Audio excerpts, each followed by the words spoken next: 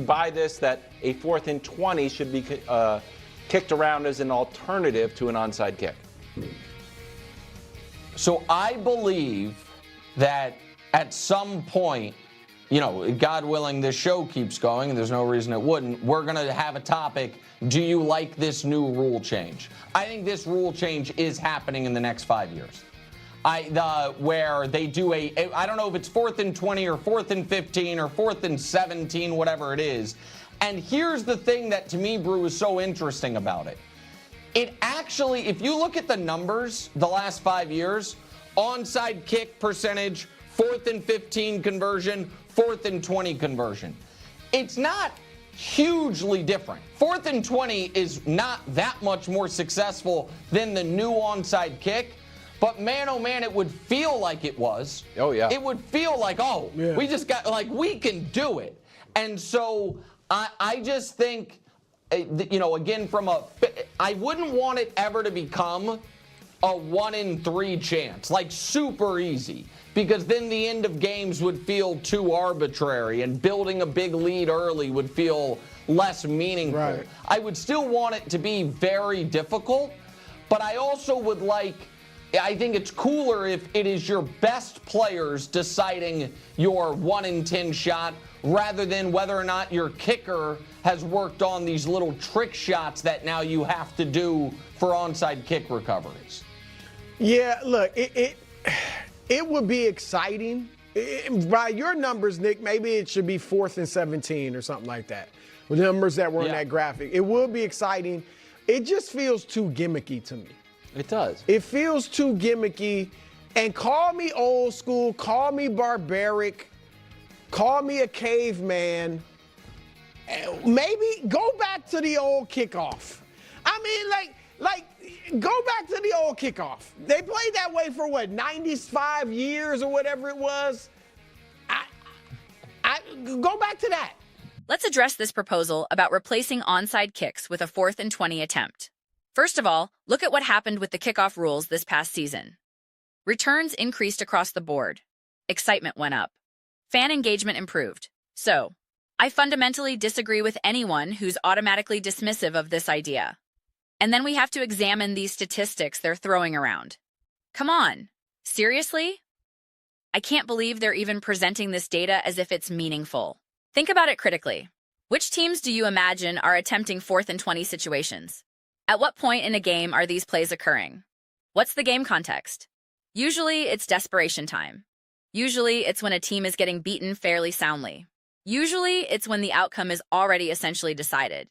It's probably a lot of struggling franchises that find themselves in these situations repeatedly. How often do you see the Kansas City Chiefs attempting 4th and 22? How about the Philadelphia Eagles, the Buffalo Bills, the Baltimore Ravens? How frequently are the elite teams in this league facing 4th and long with the game on the line? Exactly. So that alone renders this data essentially meaningless. It's not a representative sample.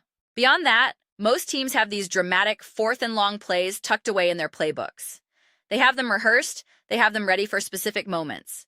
Remember when Andy Reid dialed up that incredible 4th and long against the Buffalo Bills?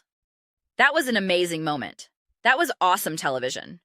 So implementing this rule would create more of those memorable instances. It wouldn't mirror the onside kick success rate statistically. But that's not really the point. Also, let's consider the time frame of these statistics. They're drawing from the last 5 seasons, and recently, onside kick success has plummeted dramatically because of how the rules have evolved. The setup, the running start restrictions, the way formations work now, it's completely different.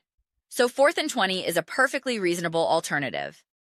Just try it for 1 season and observe what happens. I think that approach is kind of cool. And I don't believe it devalues or undercuts what Nick was saying about building a lead early in games. If anything, it makes the entire game meaningful. It maintains excitement throughout all 4 quarters. Now, I understand there are details to work out. From what I understand, the proposal would likely restrict this option to specific situations, probably only when you're down by a certain margin in the 4th quarter. I'm not sure if you should be able to deploy it anytime you want, although that's an interesting thought experiment. I think the initial approach should be conservative. Maybe only in the final 3 minutes of the 4th quarter, or whatever specific parameters they establish from a rulemaking standpoint. Then evaluate how successful it is and adjust from there. But wouldn't it be thought-provoking to eventually allow it at any point? Imagine a team attempting it at the start of the second half, teams trying to double dip to seize momentum early. That would create fascinating strategic considerations. And we'd need to clarify the details. Is it from your own 20-yard line? How exactly does that work? I don't have all the answers, but I find the concept genuinely interesting.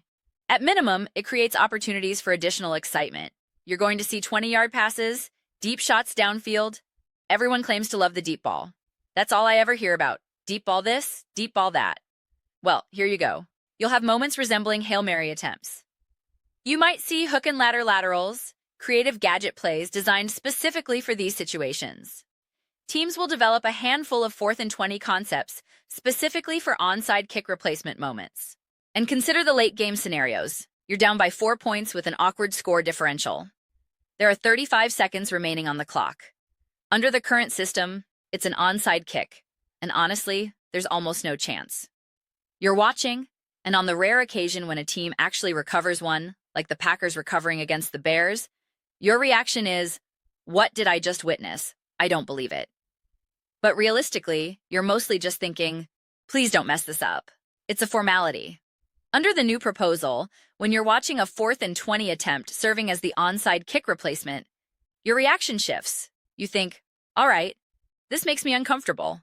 And that's exactly what you want as a fan, whether you consciously realize it or not. You want to watch games and feel that discomfort. You want to experience that tension. You want to feel like your team could lose now, or conversely, that they could win if they can just convert this 4th and 20. Oh, come on. It provides that opportunity. It generates that feeling. It makes you uncomfortable in the best possible way.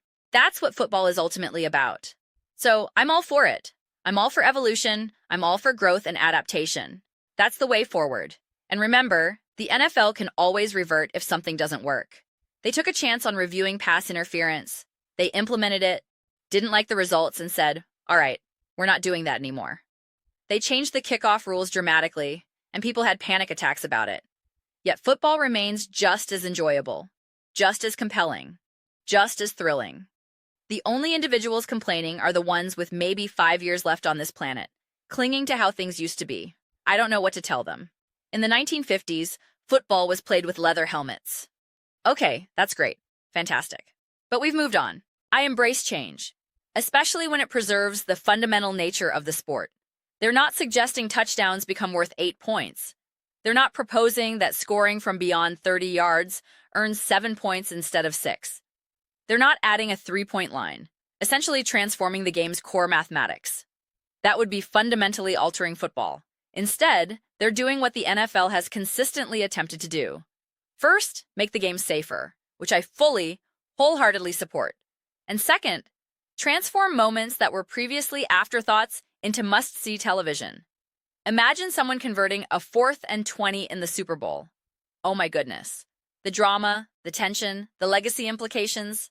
I don't know about you, but I find that incredibly exciting. Now, we should acknowledge potential downsides. Maybe this increases injuries. Perhaps teams can no longer coast into a comfortable prevent defense with their starters on the sideline, helmets off, smiling and chatting, pointing in random directions as we always see them doing when the game is effectively over. You know the look. They're up by 14, and they're just kind of jawing with each other, having fun, and you know it's finished.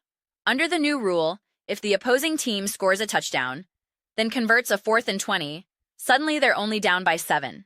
That changes everything. That keeps starters on the field. That demands a full 60-minute effort. That could be good, could be bad, could potentially increase injury risk because players are competing until the final whistle. I don't have definitive answers. I just think it's interesting enough to warrant consideration. It shouldn't be automatically dismissed or kicked to the curb without genuine discussion. Those are simply my perspectives on the matter. I'm genuinely interested in hearing your thoughts. How do you feel about replacing onside kicks with a 4th and 20 attempt? Share your opinions in the comments. I read every single response, whether you agree with my analysis or you're ready to challenge it. Either way, let's generate some meaningful discussion. Let's engage in some spirited debates. But most importantly, let's keep it enjoyable. And please, if you haven't already, consider subscribing to the channel. We're cultivating an incredible community here, and I genuinely value having you as part of it. My goal is to build something that fosters genuine connection, something we're all truly excited to contribute to. I believe we're making substantial progress toward that vision. Please don't forget to give this video a thumbs up. It significantly enhances visibility and supports the algorithm. Thank you so much for your continued support. I'll see you in the next one.